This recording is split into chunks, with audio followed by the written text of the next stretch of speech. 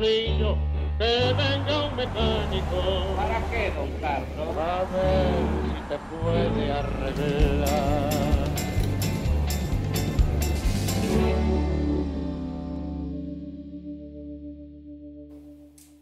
Bienvenidos a esta nueva edición de El Tornillo aquí en el canal de la ciudad. Luis. ¿Cómo estamos? Muy bien. Luis, esta semana hemos tenido un episodio muy significativo con la Cámara de Diputados aprobando un proyecto que trata de compensar la pérdida de ingresos de los jubilados en este terrible ajuste, sobre todo la parte de enero, casi 8%. Bueno, se juntó una mayoría significativa, 2/3 de los presentes, y ahora el proyecto pasa al Senado. El presidente, muy taxativamente enojado, dijo: los voy a vetar, no tengo dudas, me importa 3 pepinos, dijo pepinos, pero no importa, no voy a dejar pasar nada que me comprometa el equilibrio fiscal. Ahora, uno analiza la Constitución y ahí hay un artículo, creo que es el 83, que dice que, bueno, puede insistir el Congreso con una ley si es vetada, ¿no? Así es. ¿En qué consiste esto? Bueno, parece que se viene el Capitán Beto. Por el espacio. Por el espacio. Este viene por la Avenida Rivadavia, más bien, ¿no? Homenaje al Beto Alonso, Beto. Bueno, ya está. Ya teníamos... ¿Qué querés? Bueno, ok. Rescato el color rojo. Sergio, ahí tenemos un tema, ¿no? Porque ya en la Cámara de Diputados está, primero, mostrando a los senadores, ustedes para poder esto reformarlo, van a tener que juntar 2/3. Claro. Justo 2/3 de la Cámara de Senadores, donde el gobierno está en más minoría que en la Cámara de Diputados. Bueno. ¿Cierto? Si sale la ley, si se ha aprobado, es el peor como viene de Cámara de Diputados. El presidente dijo que lo va a vetar. Ya la Cámara de Diputados demostró que puede juntar 2/3, ¿no es cierto? Para insistir. El Senado solamente que va a poder hacer, bueno, juntar 2/3 para poder reformar, o bien votar esto que ya viene con 2/3. El presidente, en la insistencia, tiene el problema que no va a poder vetar. Entonces ahí tenemos un gran tema, ¿no? Un gran tema. Porque algunos piensan en la Corte, pero la Corte no tiene nada que hacer. Claro. Está la ley. ¿No es cierto? Porque no es un fallo de la Corte, hasta que el presidente puede decir, bueno, no llegó acá. Acá es una cuestión que tiene que escribirla, ¿no es cierto?, en el boletín oficial. Claro. Y sale como ley. Y es un tema concreto, ¿no? Uno puede decir, bueno, está el tema del déficit fiscal, está el tema económico. Sin embargo, Sergio, acá tenemos un problema que lo que se ha ahorrado en términos de no pagarle a los jubilados se te ha caído en el tema del déficit fiscal que ha aumentado en este punto porque no hay consumo. Bueno, ahí tenemos los datos bastante preocupantes de la recaudación de mayo, que es cierto, hubo un salto, venía cayendo la recaudación respecto al año pasado. En mayo hubo una recuperación por las consecuencias del impuesto país, que es un impuesto que se convirtió en clave, pero termina a fin de año. Y también ganancias extraordinarias. Sí, que era el momento ese de la declaración. En abril se paga. Ahora vos vas al IVA. El IVA es el impuesto que se cobra directamente a todo consumo. 10 puntos abajo. Eso es muy fuerte. Cuando vos sumás, te da más o menos el recorte. Entonces, a ver, es un recorte que se muerde de la cola, como ya lo vivimos. En la época de la Rúa también lo vivimos. Claro, es una hiperrecesión, ¿no? Claro, la recesión te genera que recaudás menos porque el país no produce y no consume. Entonces, digo, los 4 motores, que son exportaciones, inversiones, gasto público y consumo, y tenés los 4 que no están funcionando. Es como un motor en catástrofes aéreas, ¿no? Mayday, Mayday. Vos sabés que Luis Caputo, Toto Caputo, el ministro de Economía, el miércoles, en este foro donde el presidente después habló casi una hora, pide página. Los presidentes tienen que hablar poquito, ¿no? Si el presidente habla 1 hora, primero la chance de que se equivoque es relativamente amplia. Ahí se aumenta por la cantidad de palabras. El presidente tiene tiempo de estar 1 hora hablando, ¿no?, en el público. En fin, Bueno, es un presidente más, ¿no es cierto?, de alocuciones que de gestiones. Sí, bueno, pero esas son las fuerzas celestiales. Yo limitaría un poquitito, si fuera. Me parecía que se empieza a hacer hora. Si no, el Capitán Beto no alcanza. No alcanza. Luis Toto Caputo decía algo que, bueno, es medio, por lo menos, discutible. Es cierto, hubo algunos datos interesantes de crecimiento tanto de la construcción como de la industria respecto de abril, que fue un mes horrible, ¿no? Como que mayo aparecería como una, bueno, ojalá, ¿no?, como que pegó la vuelta. Pero uno mira, interanual, la caída de la construcción más del 37%, una locura, la industria 20%. Aquí hasta ahora, Sergio, yo te digo, el único milagro es que la gente se ha bancado esto. Sí, es cierto. Entonces, digo, es muy, muy meritorio. Y no es poco. Muy meritorio la paciencia ante este sacrificio, ¿no es cierto? Y el gobierno tiene que tomar nota de esto, que es un sacrificio, es algo extraordinario. Ahora, lo extraordinario en general es extraordinario. Bienvenidos al Tornillo, vamos al desarrollo de este programa. El cepo es el control de cambio, o sea, cepo era más amplio todavía de lo que es hoy, y yo diría hay que rumbear para ir superándolo. Un orden monetario apropiado, un orden fiscal apropiado, con superávit, regulaciones abiertas al mundo. Yo creo que no hay mejor política social que el empleo en blanco. Nuestro invitado de hoy es Ricardo López Murphy. Un gusto, ¿Qué tal, Ricardo? Un placer. igualmente. Gracias Hola, por venir, Luis. Ricardo, otra vez. Un gusto. Por favor. Un gusto. Ricardo López Murphy es economista recibido en la Universidad Nacional de La Plata. Tiene una maestría en economía en la Universidad de Chicago. Fue ministro de Defensa, de Economía y de Infraestructura y Vivienda durante la presidencia de Fernando de la Rúa. Fue 2 veces candidato a presidente y en el 2021 fue electo diputado nacional por la ciudad de Buenos Aires. Ricardo, un placer tenerte con nosotros.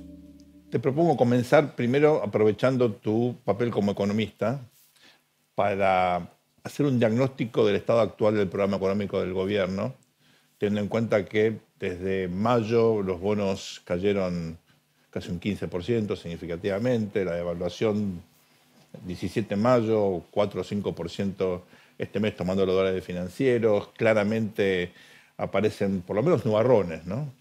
El programa necesita un service, hay que repensarlo. ¿Cómo lo ves?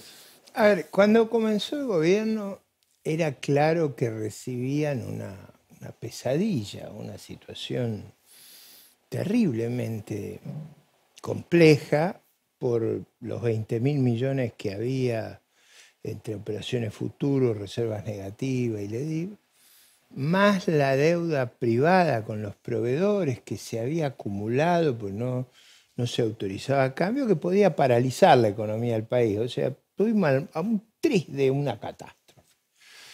Probablemente nunca bien explicada por el gobierno, porque yo creo que la falta de explicación después inhibe las acciones que hay que tomar.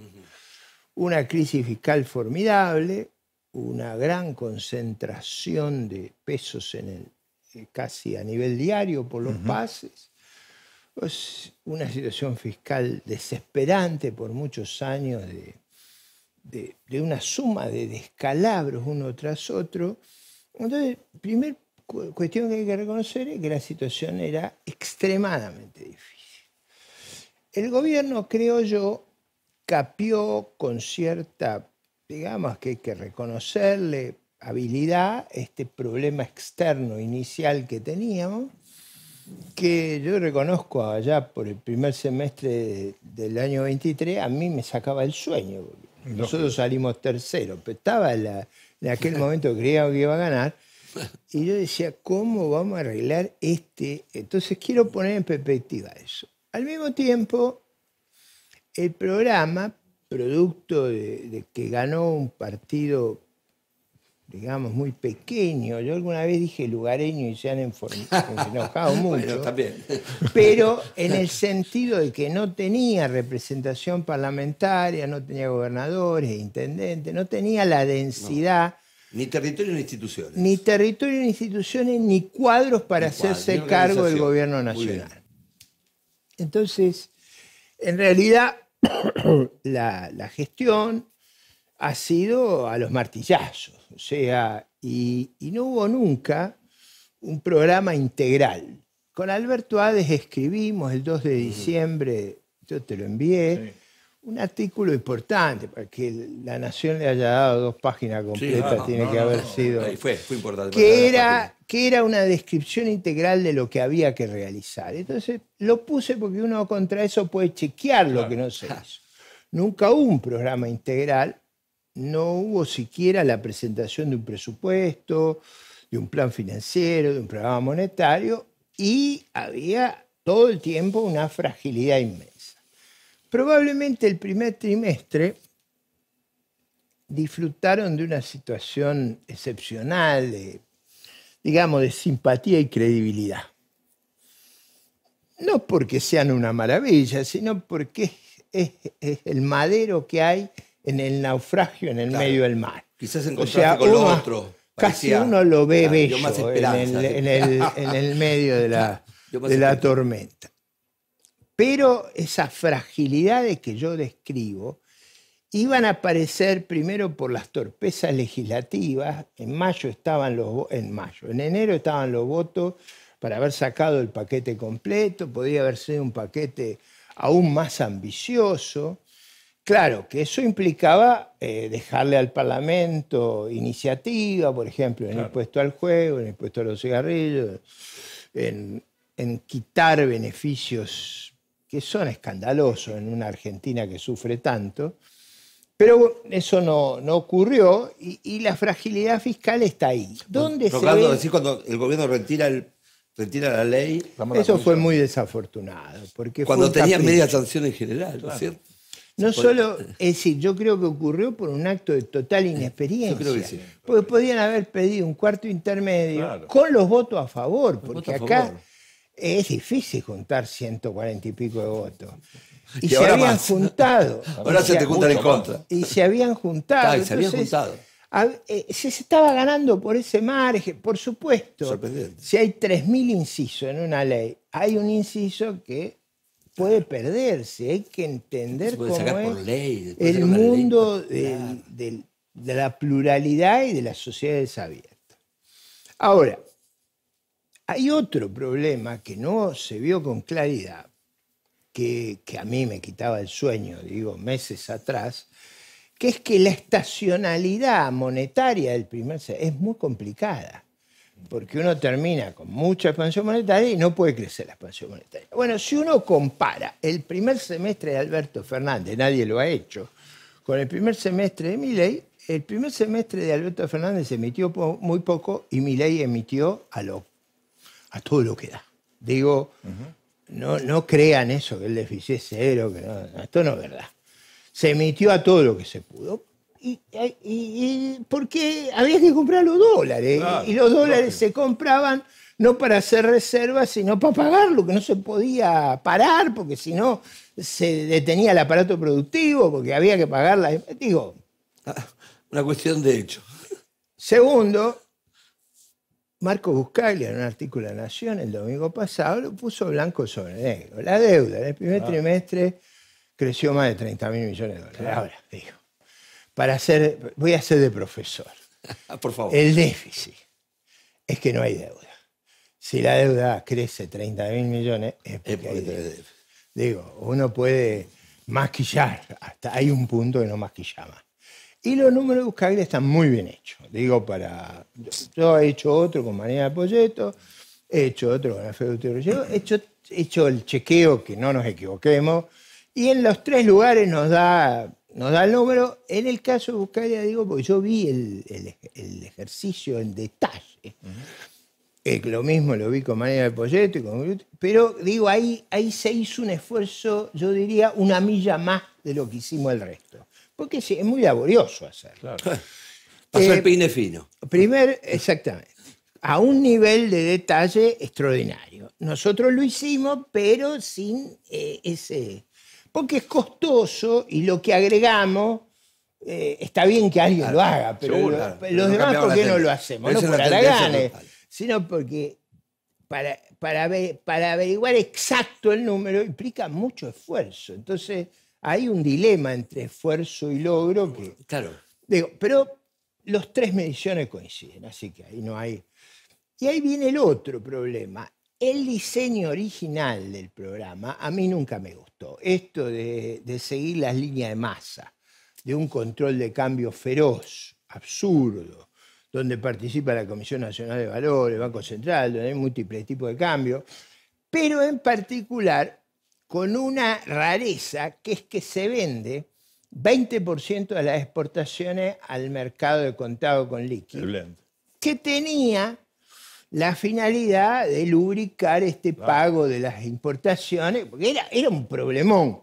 Claro. Pero terminado eso, si vendemos, pongamos que las exportaciones sean 90.000 millones, estamos vendiendo 18.000 al libre. Claro. ¿Cómo hacemos para acumular reservas?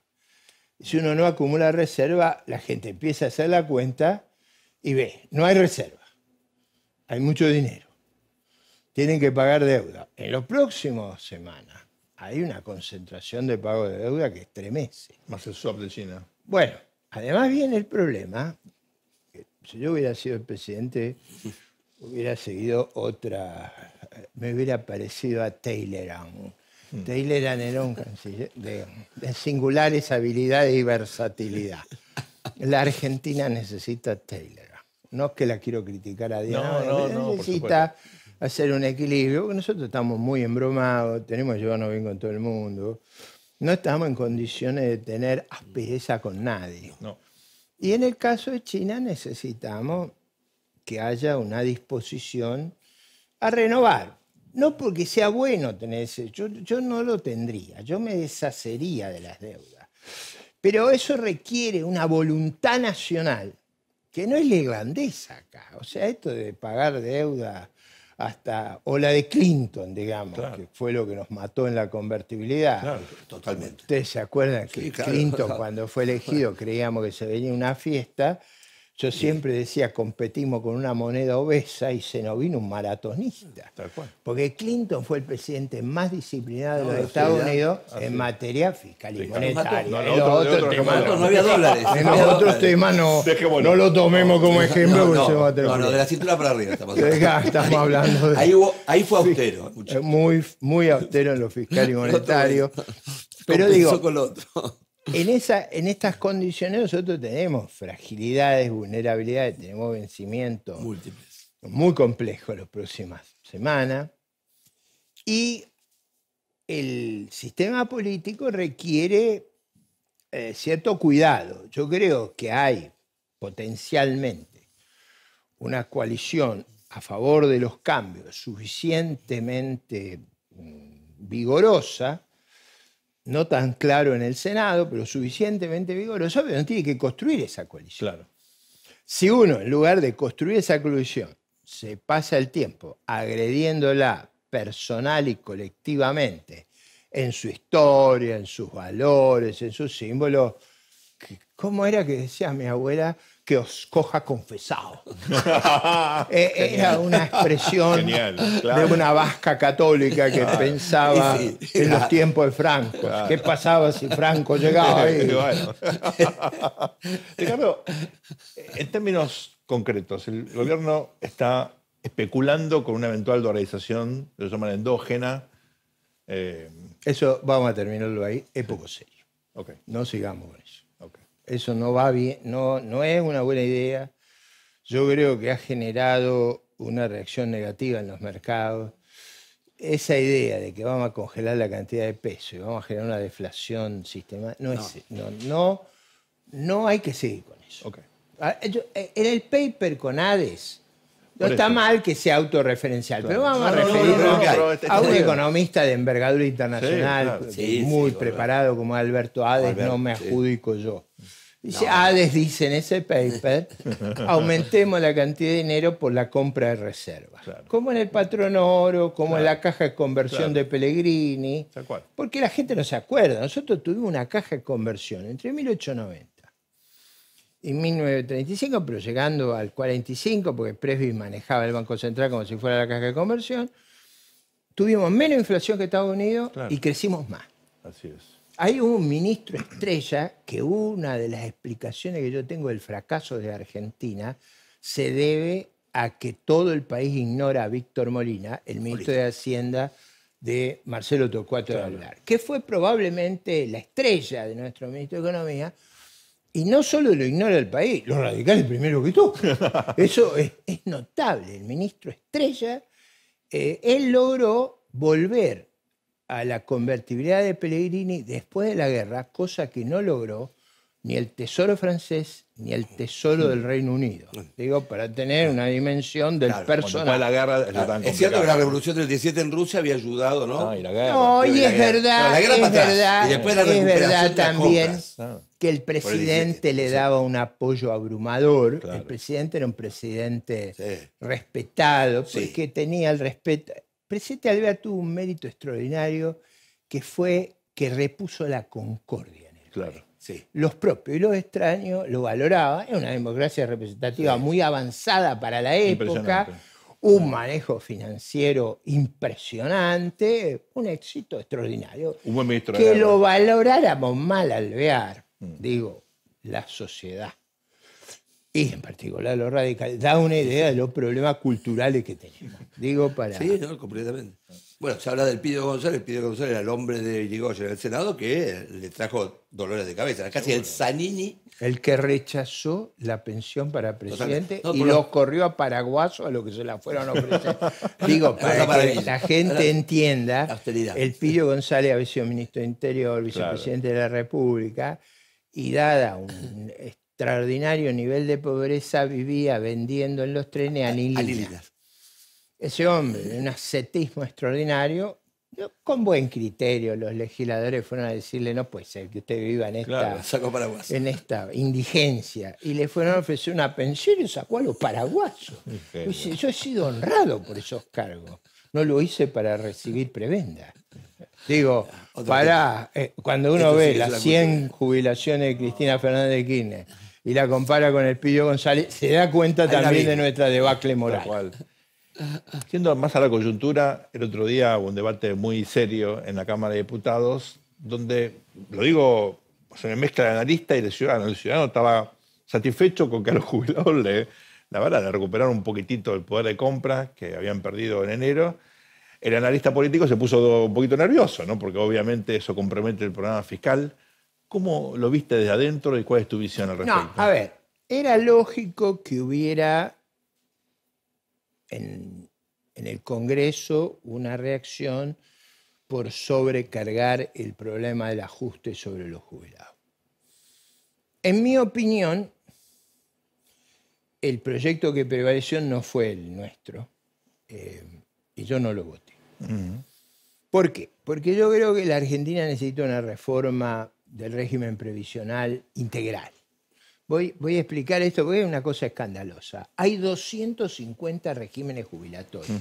La igualdad ante la ley de la Constitución está enterrada y entre esos 250 están las dos jubilaciones de Cristina, que a mí particularmente me irritan a un grado extraordinario, porque conozco las maniobras escandalosas que se hicieron para otorgárselas. Yo creo que hay que hacer una reforma integral. En segundo lugar, con Alejandra Torres, que es la esposa de Osvaldo Giordano, para claro. ubicar en los malos momentos de este gobierno, se dijo que la habían echado por los votos de Alejandra Torres. Como yo firmo los proyectos con Alejandra, me imagino lo que me toca a mí en esta Muy parte. riguroso. Pero, a ver, en el proyecto que redactó, la verdad, yo hice mis comentarios, pero lo redactó ella, nosotros habíamos puesto que se usara el fondo que tiene ANSES, que es un fondo inmenso, para pagar las sentencias firmes con los jubilados Claro. que llevan muchos años sin ser... Estamos hablando de gente de 80, 90 Sí, años claro. que ha ganado juicio, que tiene sentencia firme y no le pagan. Y el Fondo por la Patria se opone tenazmente a vender las acciones, a hacer todo lo que hay que hacer para pagarle a los jubilados. Yo no estoy dispuesto a convalidar. O sea, o iban por ese lado o yo no votaba. Eso fue el plafón. Yo creía que había que hacer la indexación, en el nuestro estaba, fuimos los que imaginamos, Alejandra fue la que explicó por qué no podía ser T-2, tenía que ser T-3 para que todo el mundo entienda, era no saltarse enero. Claro, Eso es T-3. claro. Digamos. Eso lo inventamos nosotros. Ahora, y fue el primer proyecto presentado, así que no hay vuelta.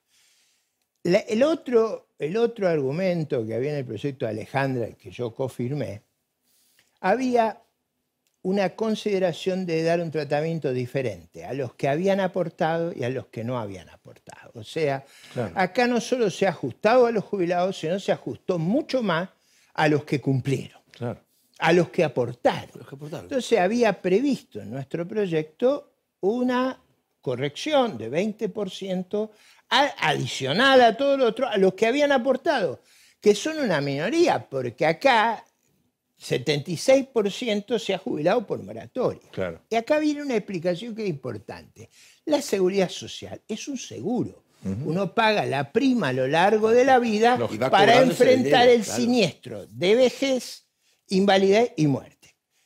76% como si Sergio tuviera una compañía de seguro, difícilmente lo convenciera, y yo viniera con el auto chocado y le dijera, Sergio, ¿por qué no me metés la prima? Claro. Me hace un favor. Y nunca me pusiste pagás mano, la-". claro. No, Esos son las creo que no, moratorias. Wanda. Una locura. Entonces, tratar igual al que durante toda su vida cumplió con sus obligaciones. Ahí en el medio del debate dije que yo tengo 54 años de aporte, así que Claro. tengo autoridad moral para hablar de esto.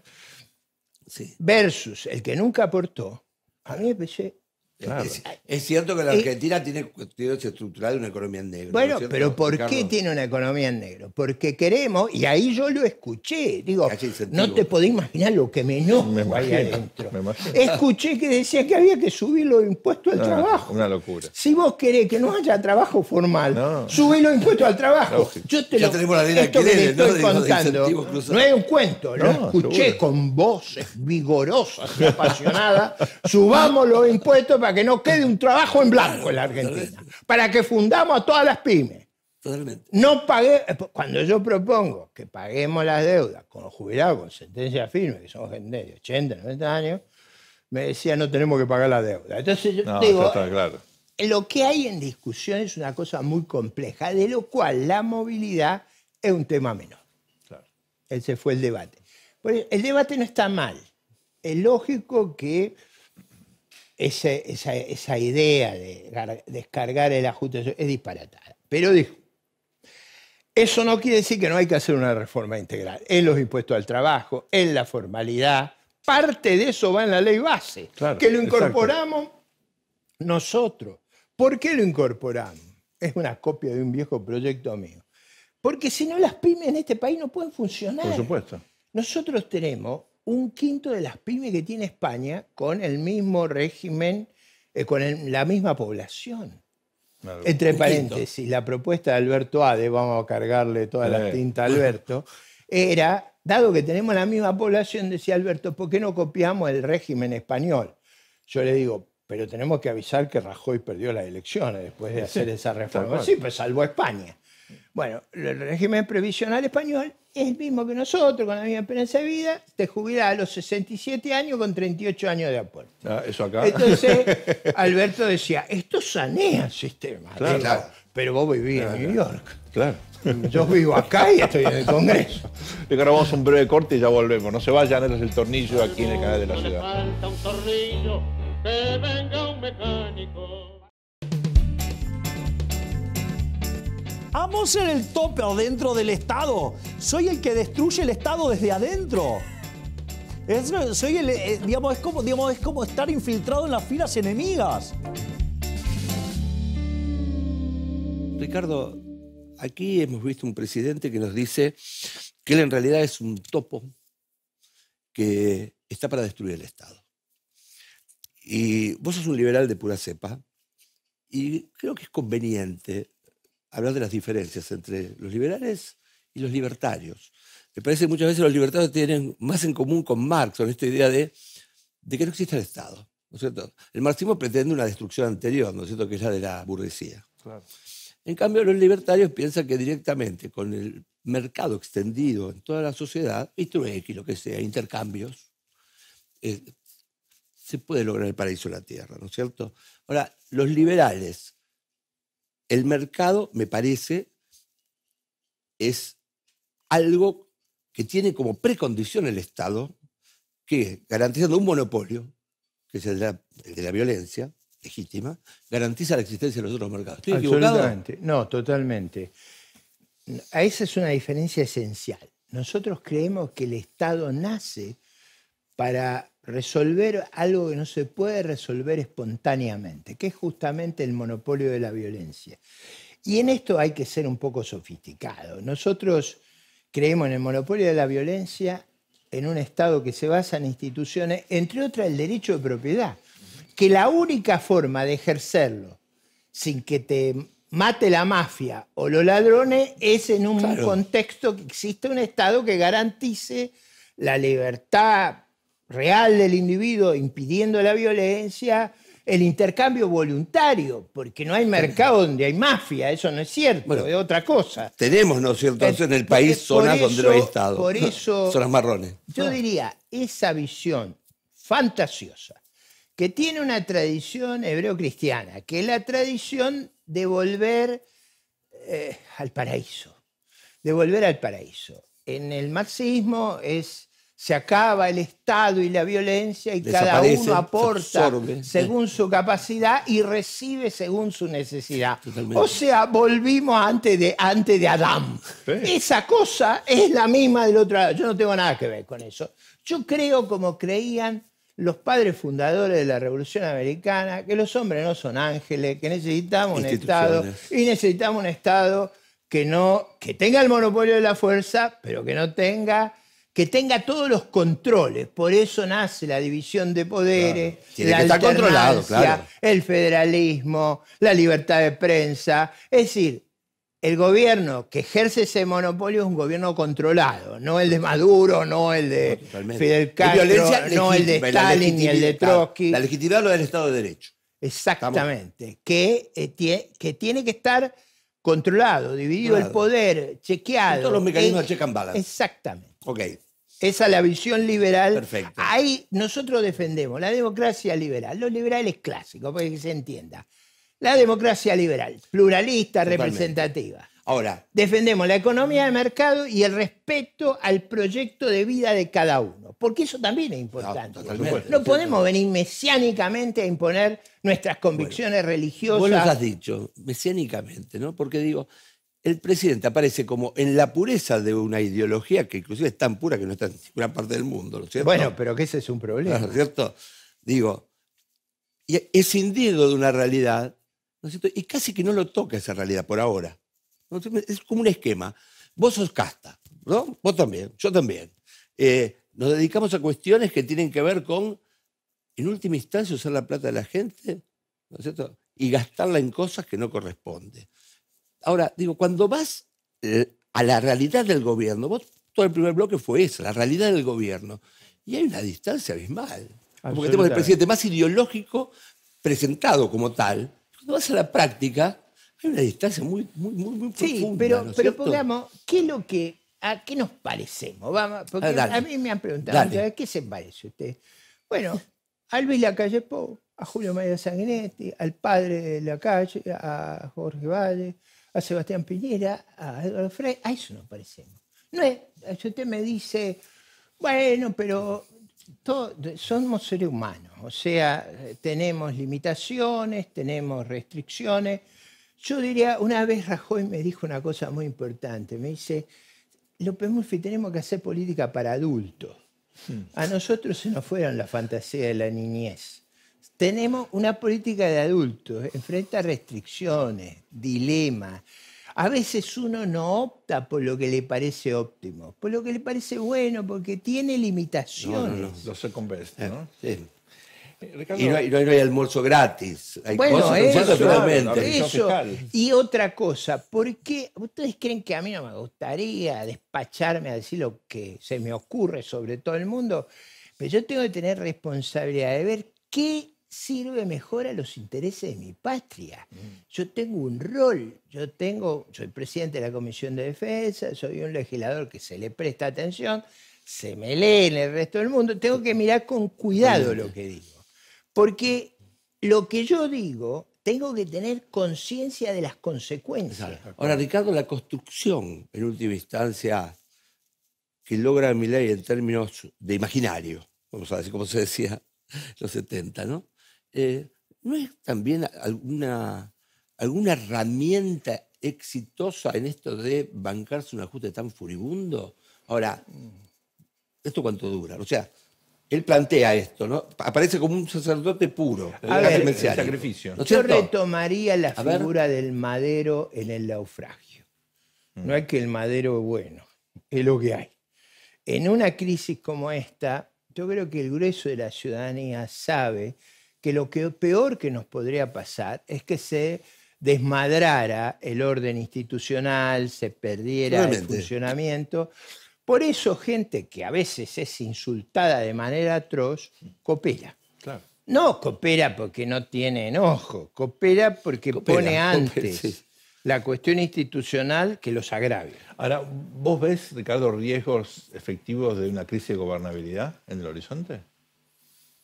Trabajo para que no la haya. Hago lo posible para que no la haya.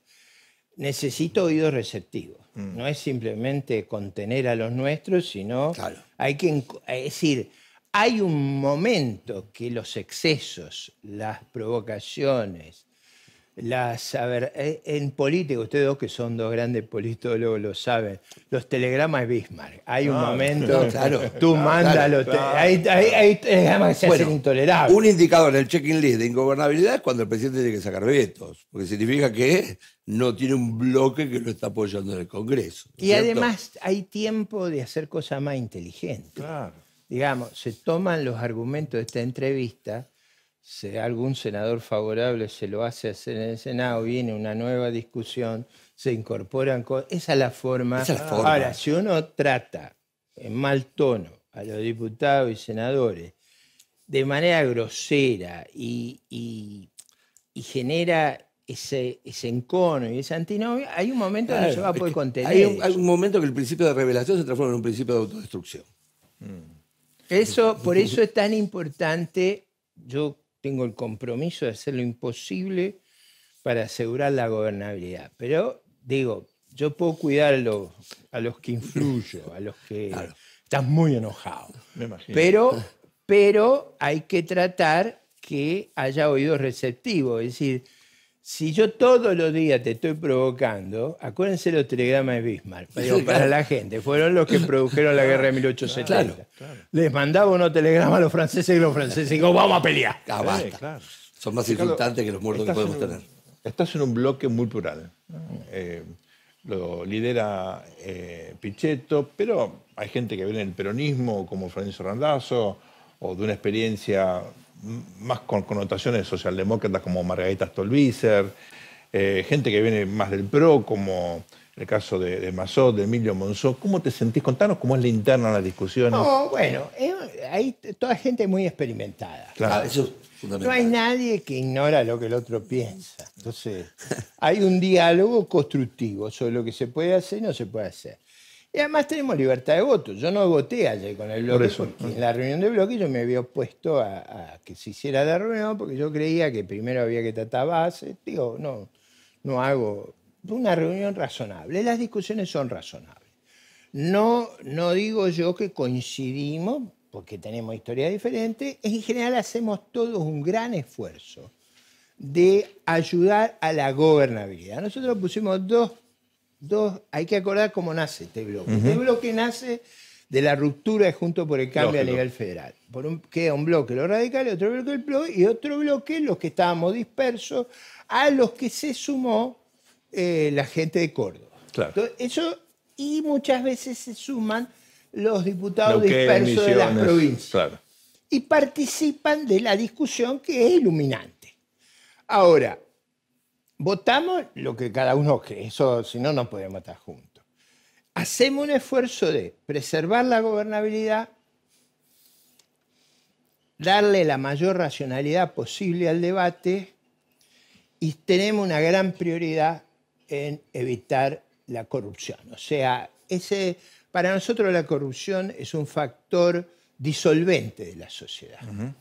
Y creemos que en estas cuestiones somos implacables todos. O sea, ninguno de nosotros hubiera propuesto al hijo. Digo, para Sintetizarlo. hacer la síntesis. Claro. Hay un Ahí germen- tienen el título. Claro. Hay un germen. Ahora, Sergio, Perdón, hay un germen de dale. una construcción electoral mirando 2025 allí. Yo no hablaría de eso. Yo hablaría, a ver, fue un bloque administrativo primero. Ok. O sea, resolvió, la gente no lo conoce, pero sí, yo era un monobloque Claro. los 2 años pasados. Creo que tenía la seniority para tener... Y bueno, no me tocaba, no podía aparecer, porque vos necesitás el número para ser considerado. Seguro.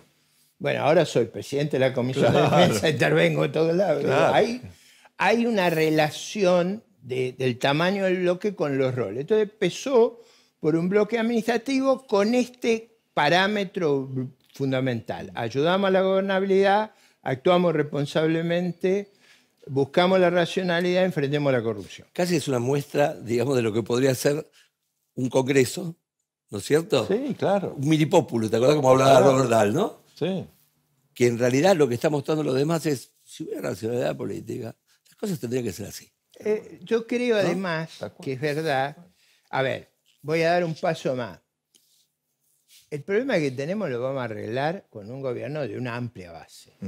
Esta idea de que lo vamos a arreglar con encuestas y con opinión pública no Mismo que alcanza. no funciona. Entonces, si uno va a trabajar en esa línea, es inevitable que haga un esfuerzo. Yo lo he hecho con los que integran el bloque y diría que en el 95% de los casos ha sido exitoso. Hay temas a veces muy específicos que es difícil resolverlos, pero en general yo diría el bloque respeta, y estoy seguro que nadie se va a enojar, mis opiniones económicas. En general yo tengo, digamos, lo que yo argumento, el resto en general, no digo en todos los casos, pero lo acepta. Te quiero cambiar el ángulo, nos quedan unos minutos, pero se cumplen 80 años del día de Normandía. Nos parece que es una fecha muy importante. Tal vez en Argentina no tenemos dimensión de lo que implicó eso. No estaríamos aquí. Nosotros creemos que no estaríamos acá, no te escuchas hablando. La apertura Me parece. del tercer frente. Está bueno. Eso Acuérdense que fue el tercer frente. el tercero, claro. Porque estaba Estaba el África, frente del este, estaba Rusia, el frente de Italia claro. y esto fue el tercer frente. ¿Qué trascendencia le das vos a eso mirando lo que uno puede hoy definir como una especie de resquebrajamiento del orden liberal democrático en Occidente? Voy a decir algo que creo que es importante. Me voy a escapar un poquito. El que dirigía esa operación era el general Eisenhower. Tuvo un gesto que es importante, sobre todo en un momento que la autoestima argentina está tan caída. Todas esas fuerzas aliadas le dieron al general Leclerc el privilegio de liberar París. Yo creo que Argentina debe defender el orden de la libertad en el mundo, tiene que recuperar la autoestima y el ejemplo de Leclerc entrando a París me parece extraordinario. Me parece extraordinario. ¿Por qué le concede Eisenhower en vez de a Bradley, en vez de a Patton, Claro, en vez de a Montgomery, Claro, a Leclerc? Bueno, esa marcha triunfal la hicieron un francés. Imaginemos para los franceses lo que hubiera sido.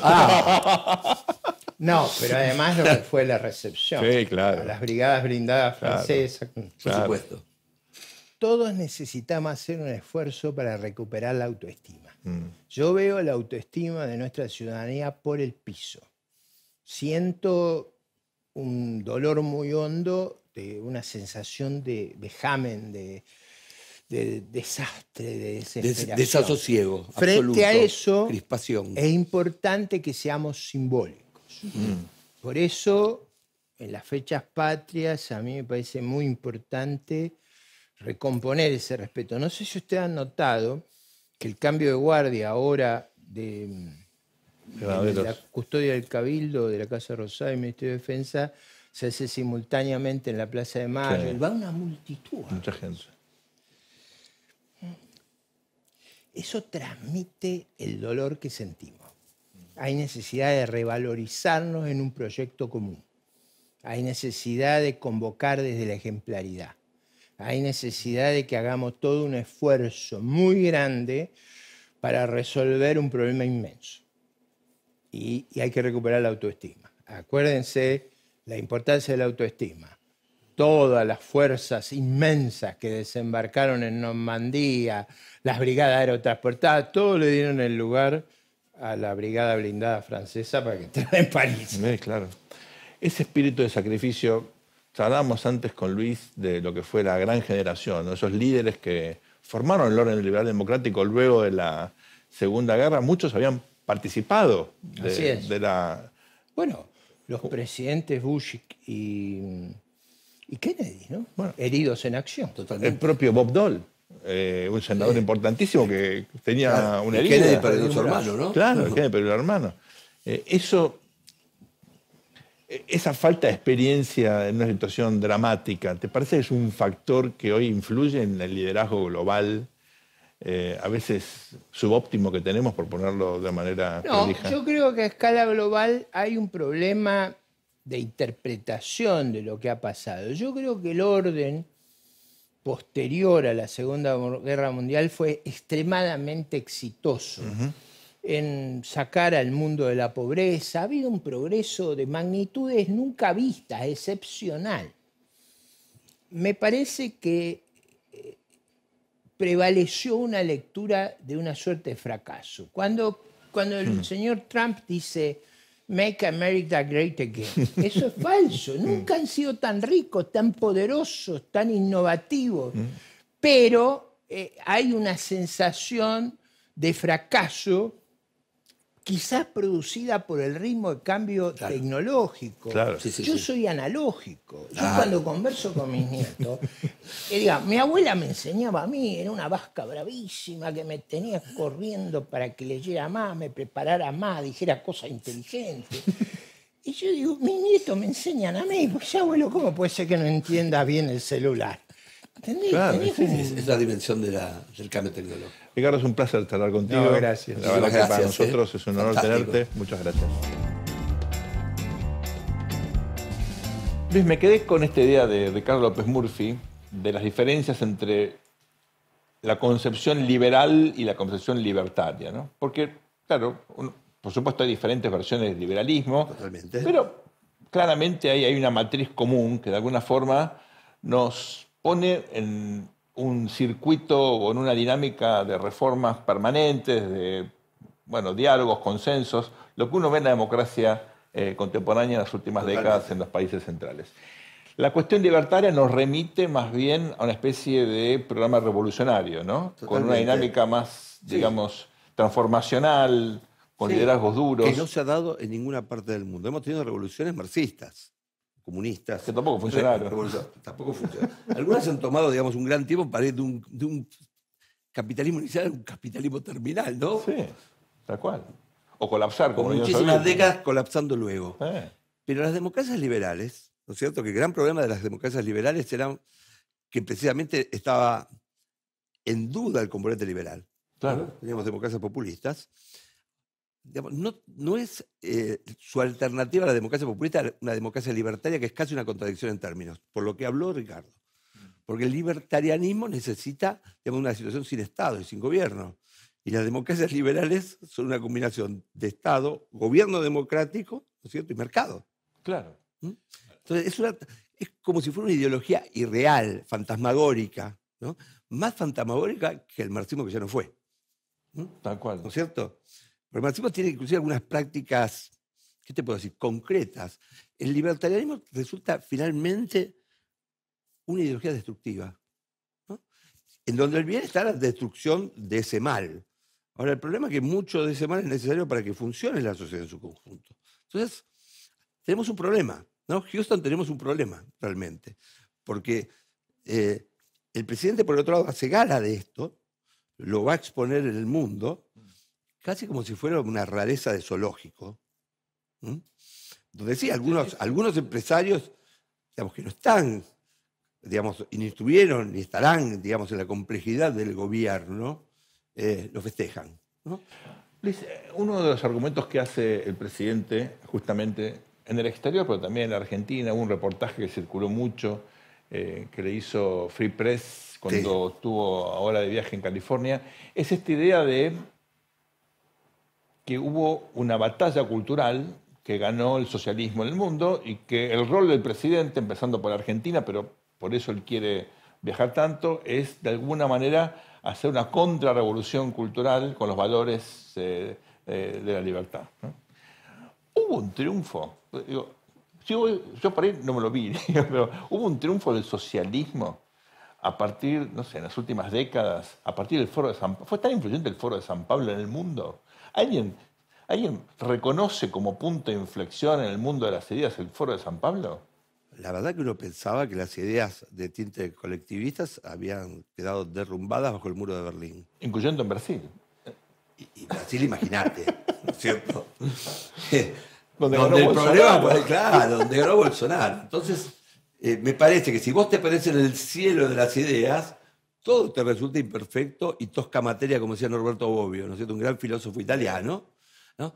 Donde finalmente, por supuesto que el mundo real es el mundo del mestizaje, ¿no? La democracia es mestizaje, gracias a Dios. Claro. ¿No? Y ese mestizaje, ese pluralismo, La diversidad. es el que se ganó en las playas de Normandía.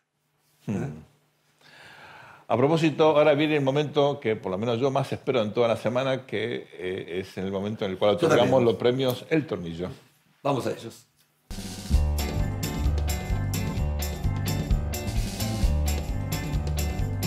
Esta semana vamos a otorgar un solo tornillo, el Tornillo de Oro, a los héroes de Normandía. Se cumple 80 años el desembarco del famoso día D. Creemos con Luis que el tornillo, ustedes, nosotros, este canal, la democracia argentina, el mundo que conocemos sería completamente diferente sin ese enorme sacrificio, sin esa entrega, esa vocación realmente de gloria que tuvieron quienes participaron de esa jornada. Por eso, Luisito, El tornillo dorado. el tornillo dorado. Mirá, uno ve las películas que narran esto, y son películas nada más, películas, y solamente tiene una sensación, ¿no? Lo que debe haber sido estar en esa playa donde cayeron tantos jóvenes, para que nosotros disfrutáramos y casi no valoráramos hoy, ¿cierto? Porque hemos como quedado obesos de democracia, ¿no? Y no valoramos esa vocación.